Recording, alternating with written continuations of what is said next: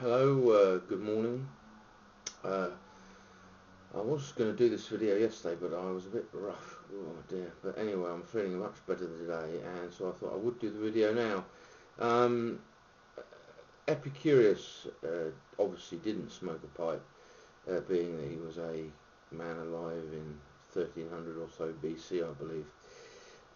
However, I think if he was alive today, he probably would be a pipe smoker. Why? Because one of the some of the tenets of his philosophy were that we should surround ourselves with good friends, and that we should always reflect on our lives.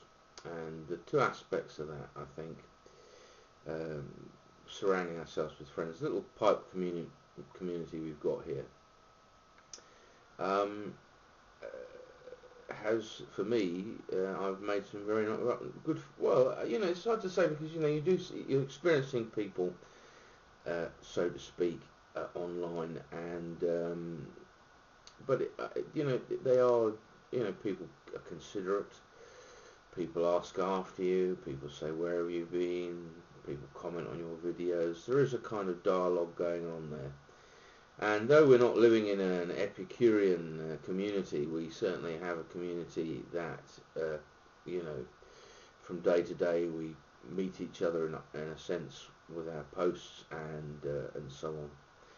And it is different. The little um, uh, Kel was having a little bit of ping pong with some chap.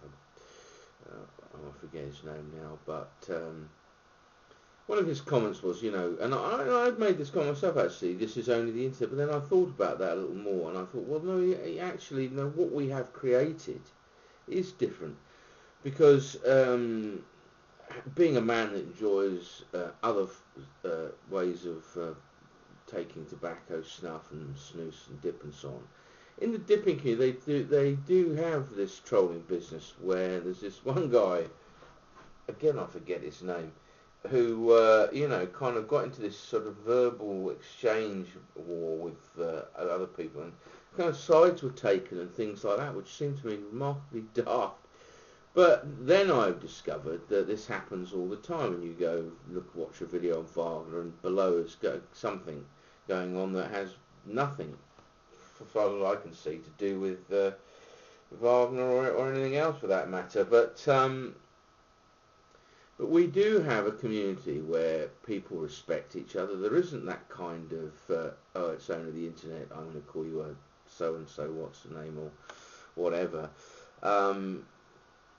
And, there isn't that kind of trolling, ping-ponging of comments and whatnot that goes on. But anyway, it does from time to time, but I think people get over it. If I've done it, I've got over it. So we do have that Epicurean thing. The other thing, of course, was the reflecting on life. Now, I do believe pipes do make you more thoughtful,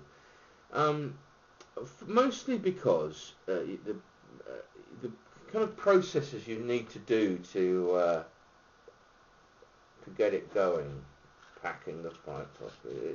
They're little rituals in life, which I think, and I think, the history of mankind, all the rituals are played out in all manner of religious and other such things, to obtain a state of mind where you can focus or concentrate on a particular aspect of God or whatever. And I do think I mean, I know that when I'm smoking a pipe on my own, I just sit and gently puff away, and my mind focuses on something, and I think much better when I'm smoking a pipe. When I was a younger man, many years ago that seems now, I remember a teacher saying, when you're studying, you should always have a little light classical music playing in the background, not so loud, because there's a part of your brain that wanders, and so if you sit in complete silence, that mechanism comes into play quicker. And I think that goes back to the ancient ancestors. You couldn't sit daydreaming because obviously some large creature might come up behind you and eat you. So you have to be constantly reminded. So this little area of the brain that wanders if you have some classical music. And I think the pipe panders to that. I wish I could remember exactly what she said, you know, which area or how this, what study had shown this or whatever. But I can't because it was over 20 years ago.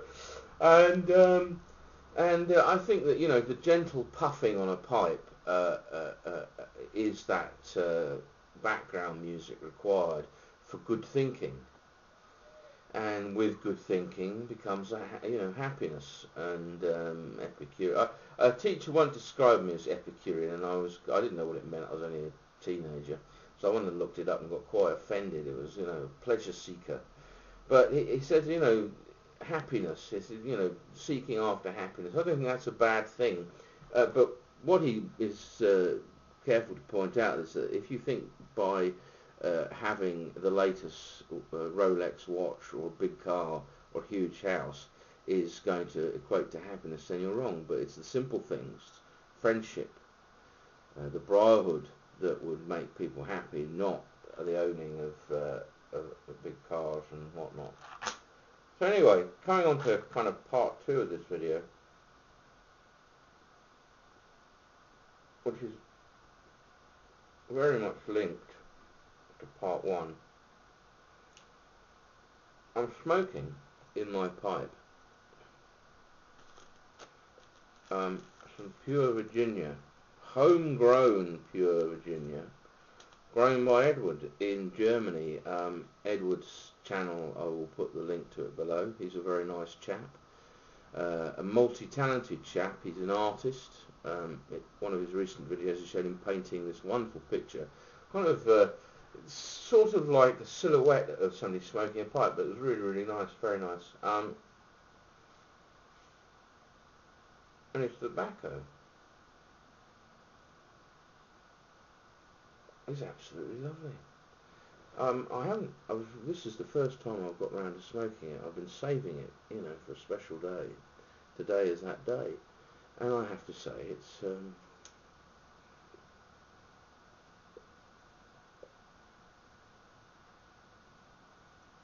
very nice indeed.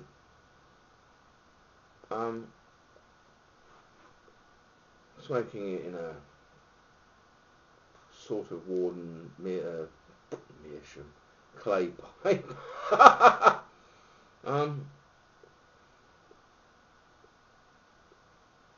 Rain Dog, another friend, his brother, who lives in Dorset, which is a county you've often heard Paul, the professor, and I talk about.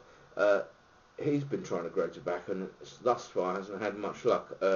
Edward sent me some seeds as well, and I'm going to have a go next summer. We've got a big garden here. I share it with a neighbour, but you know, on very friendly terms, so there's no fence been put up as yet. And I'm going to grow some tobacco. I'm going to get some perique seeds because I've been very much into my Virginia perique, so I'm going to grow some perique as well.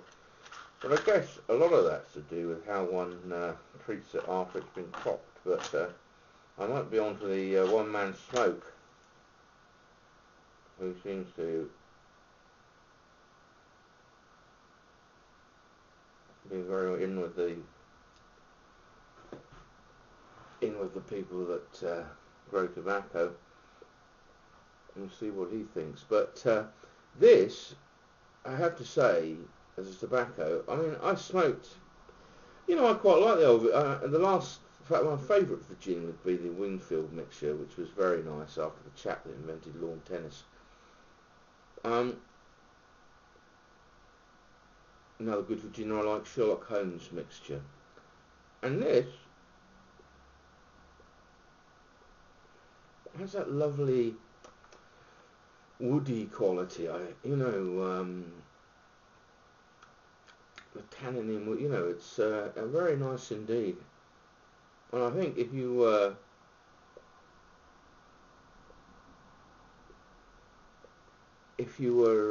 to give this to an experienced pipe smoker or even an experienced Virginia smoker, I think you'd really find it very hard to